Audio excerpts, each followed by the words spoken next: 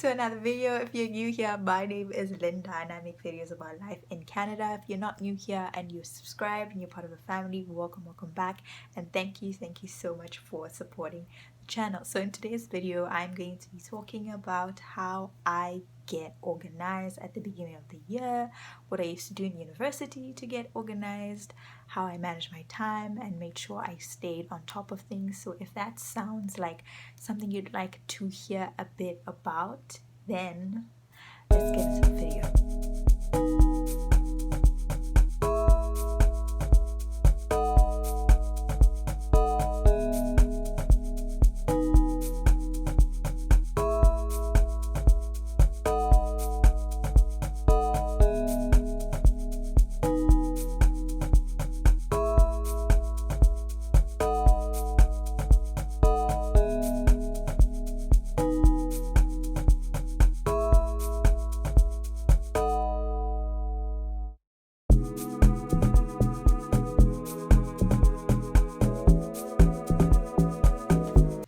So one of the first things that I used to do at the beginning of a semester was to always meet with an academic advisor, and I did this for every semester. So what I would do is I would book in a meeting and I would talk to an academic advisor about my term. So I would talk about the courses I had chosen, I would talk about what other courses are left in my major before I graduate, and if the courses I'm taking right now make sense.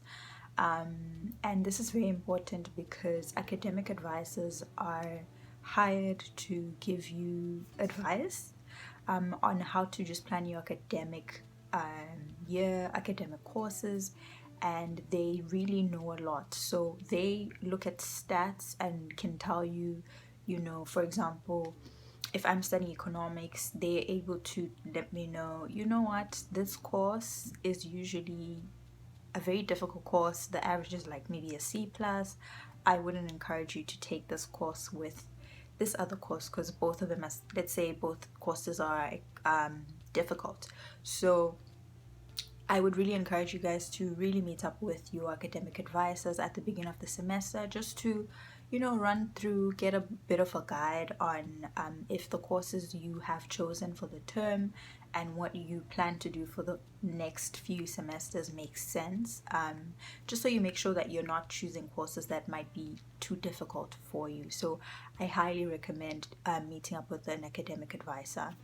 The other thing is academic advisors will also give you a strategy. One of the biggest strategies I got from my advisor when I was in university was, because I was studying economics, and economics is math intensive, it's a very difficult major. You really need to stay on top of things to excel in that major. He told me, your strategy is take your economics courses, but always take something else that's slightly less intense, a course that doesn't have a lot of workload. So I did that quite a bit. So I'd always take an economics course and then I would pair it with an elective. It could be like French. I took a couple of French courses, a couple of Spanish courses, Italian. So I was taking a lot of languages. That was my strategy, simply because I found that I found it easy to learn those languages, especially the 100 level courses. I didn't go into too much depth, but that was my strategy, was to take something very intense and pair it with something less intense, and that way I was able to handle and cope throughout my academic term.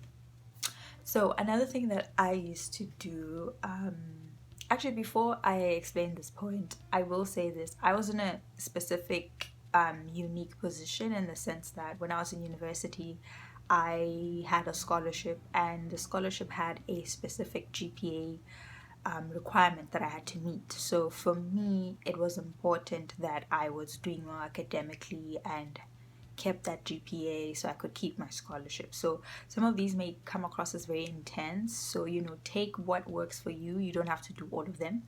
But another thing that I always used to do at the beginning of a semester or at the beginning of an academic year is I would actually meet up with the professor.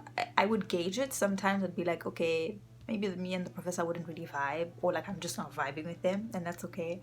Usually then I'd try to talk to the TA. So what I would do is I'd introduce myself to either the TA or the prof or both sometimes, if they both seem like, very open people who are just here to teach, because some people are just not as approachable. And I would explain to them that, hey, I'm on a scholarship to study economics, and basically I really need to keep a high GPA. How do I get an A in your course? And most of them would honestly like laugh at me, because it'd be like, no one really does that. No one ever comes to them for office hours to just ask, how can I actually do on your course?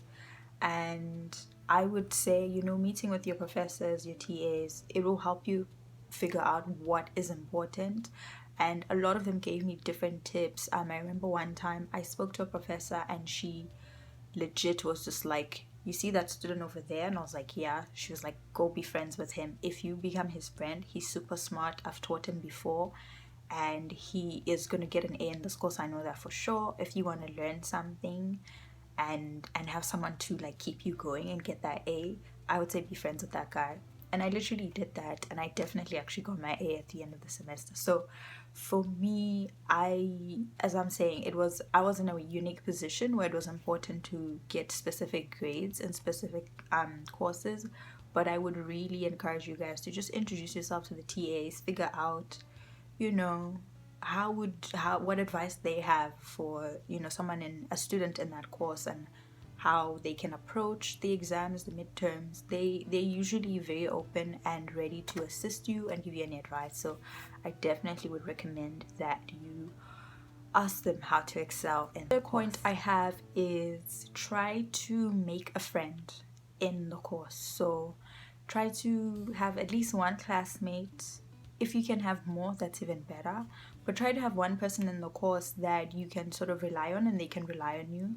I would highly recommend, this is what I used to do, I would reach out or try to make friends in the first week, because in the first week everyone's kind of new. Some people are maybe scared of the course, some people, they're not sure, like it's still very open, right? It's not like, I wouldn't try to make friends in like the third week. I'm not saying it's impossible, it's just in the first week, everyone's back from the holidays, they're super excited to just, they have a new fresh energy, at the beginning. So try to meet up with certain people and just suggest like, hey, can I get your Facebook, or hey, can I get your WhatsApp, whatever the person is comfortable with. And then just like that, you have a connection in the class, and you could ask that person a question.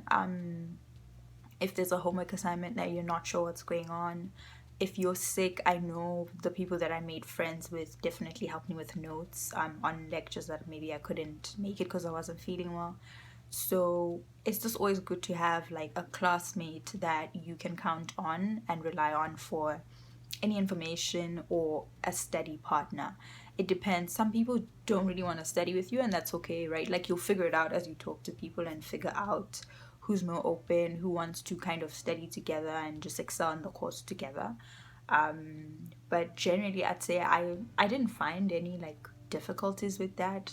I had a lot of study groups, and I will say all the courses where I had a study partner or a study group, I definitely did well. If not an A, I definitely was, I did way better than I expected, just because I could tap into my different study partners or study groups and, learn from each other, ask some questions, study together, however you guys want to create that relationship. So the last tip I have is, it is important to create a term calendar.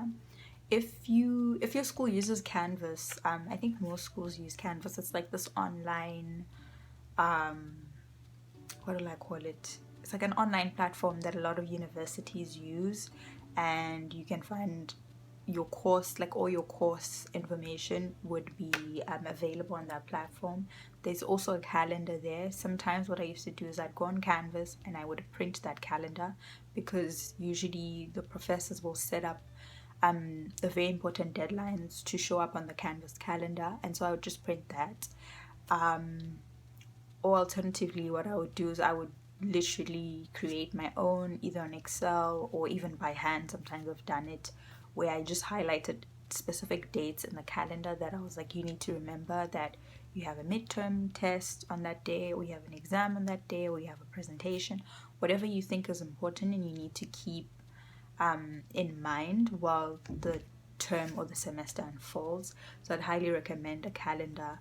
It's really good because then you see, ahead of time, like in 2 weeks, you'd know, okay, I have a midterm, so I probably need to start focusing on that course, so that I'm ready and prepared for that test.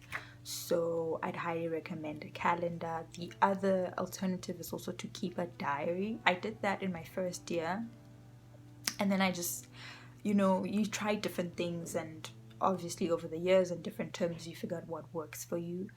The diary worked a bit at the beginning, and that's simply because I was using a diary in high school. So I was using a diary in high school, which helped a lot. But then when I studied university, I was using a diary, and I found that it didn't quite help me as much.